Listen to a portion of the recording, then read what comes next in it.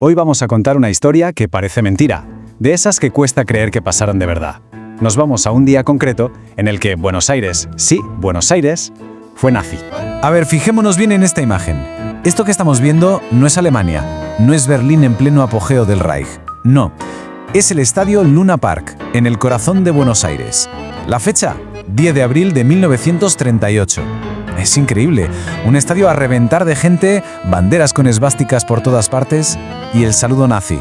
Una escena que sinceramente desafía toda lógica, a miles y miles de kilómetros de Europa. Y para que nos hagamos una idea del ambiente que se respiraba allí dentro, esta cita de una crónica de la época lo dice todo. Un grito ensordecedor. Estamos hablando de entre 12.000 y 20.000 personas. Una mezcla de alemanes, austríacos y también argentinos, todos reunidos en lo que se considera el mayor acto nazi de la historia fuera de Alemania. Una auténtica locura. Bueno, ¿y cuál era la excusa oficial para semejante despliegue? Pues se celebraba el Anschluss, o sea, la anexión de Austria a la Alemania de Hitler. Para darle un barniz de legalidad, habían montado un plebiscito simbólico para los alemanes y austriacos que vivían en Argentina. Y claro, este fiestón en el Luna Park era la culminación de esa farsa para legitimar lo que no fue otra cosa que una invasión.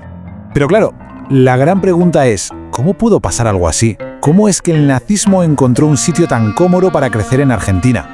Porque esto desde luego no fue cosa de un día. Fue la cima de un proceso que llevaba cocinándose a fuego lento durante toda una década. Si vemos la cronología, todo encaja. La presencia nazi en Argentina no dejó de crecer durante la que se conoce como la década infame. Empezó como un grupito pequeño en el 31, pero enseguida ganaron visibilidad. Tanto que llegaron a desfilar delante del presidente, a atacar a sus opositores con total impunidad, hasta llegar a ese acto masivo de 1938. Fue una escalada en toda regla. Y aquí está el meollo de la cuestión. Por un lado tenías la ideología nazi, que era agresiva, con su antisemitismo, su propaganda a todo trapo. Y por otro, un gobierno conservador argentino que, en el mejor de los casos, miraba para otro lado, y en el peor, pues mostraba simpatías abiertas a través de algunos de sus políticos. Esa mezcla fue sencillamente la tormenta perfecta. Y por supuesto, este crecimiento no fue espontáneo ni casual.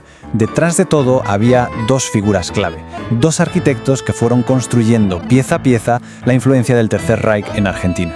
El primero era Edmund von Termann, el embajador alemán. Este era el hombre sobre el terreno, el que movía los hilos. No solo se hizo amigo de toda la élite política y militar argentina, sino que usó el poder económico para callar a la prensa. Si un periódico criticaba a Hitler, ¡zas!, les quitaban la publicidad de las empresas alemanas, e incluso los denunciaba. Vamos, que no se andaba con chiquitas. Y el segundo personaje es casi de película, Richard Walter Darré, un tipo nacido en Buenos Aires que llegó a ser ministro de Agricultura en el gobierno de Hitler. Pero ojo que aquí viene lo importante. Darré fue el cerebro financiero, usó su puesto para mover hacia Argentina cantidades enormes de dinero y oro que les habían robado los judíos alemanes, montando toda una red de empresas fantasma. Con esa combinación de influencia política y tantísimo dinero, era inevitable que la ideología nazi no se quedara solo en los despachos. Empezó a filtrarse en el día a día de una parte muy importante de la sociedad argentina. Y esta imagen lo demuestra perfectamente. Esa multitud no son solo diplomáticos o militares. Son familias, jóvenes, trabajadores, gente de la comunidad germano-argentina que se había tragado la ideología por completo. El adoctrinamiento había funcionado a la perfección. La infiltración fue total. El libro de Hitler, el Mein Kampf, se leía en algunos colegios. Los clubes alemanes de toda la vida se convirtieron en centros de propaganda. Y las políticas antisemitas se aplicaban sin tapujos. Empresas y hasta el hospital alemán despidiendo a sus empleados judíos. Y para rematar, la presencia de altos cargos, como el gobernador de Buenos Aires, Manuel Fresco, le daba un aire de legitimidad oficial a todo aquello. Pero si hay algo que de verdad te deja helado y te hace entender hasta dónde llegó la cosa, es este titular del diario Crítica de la época. Es que es tremendo. El nivel de lavado de cerebro en algunas comunidades era tal que los niños ya no distinguían entre Alemania y Argentina. Pero cuidado, sería un error pensar que todo el mundo se quedó de brazos cruzados. Mientras miles de personas aclamaban a Hitler en el Luna Park, otros miles salieron a la calle a decir que por ahí no pasaban. La Federación Universitaria convocó una protesta. ¿Y qué hizo el gobierno? Prohibirla. La excusa fue que no tenían suficientes policías para garantizar la seguridad. Mentira, si tenían a cientos de agentes protegiendo el acto nazi.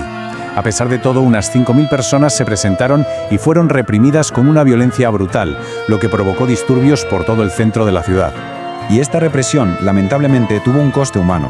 2 personas que ni siquiera estaban participando directamente en la protesta murieron. Toribio Santos, un español de 40 años, y Juan Camino, un argentino de 73. Perdieron la vida en medio del caos que desataron las mismas fuerzas de seguridad que estaban protegiendo un mitin fascista. Y para entender la foto completa de esta historia hay que hacer lo de siempre, seguir el rastro del dinero. Porque detrás de toda la parafernalia ideológica había una operación financiera a una escala gigantesca. Atentos a la cifra. Según un informe del gobierno de Estados Unidos de 1945, los activos nazis en Argentina al final de la guerra valían entre 200 y 341 millones de dólares de la época. Una auténtica barbaridad de dinero. Y este gráfico lo pone todo en perspectiva. Es brutal. El 15% de todos los activos nazis fuera de Europa estaban en Argentina. Es decir, la misma cantidad que en todo el resto del continente americano junto, desde Canadá hasta Chile. Esto demuestra que Argentina no era un actor secundario, para nada. Era un pilar financiero clave para el Tercer Reich. Así que con todo esto sobre la mesa, la pregunta final cae por su propio peso. ¿Aquel día en el Luna Park fue un evento raro, una simple anomalía en la historia, o fue en realidad la punta del iceberg, la demostración más bestia de una influencia nazi que fue profunda, sistemática y, lo que es más grave, tolerada desde las más altas esferas del poder? Ahí queda la reflexión.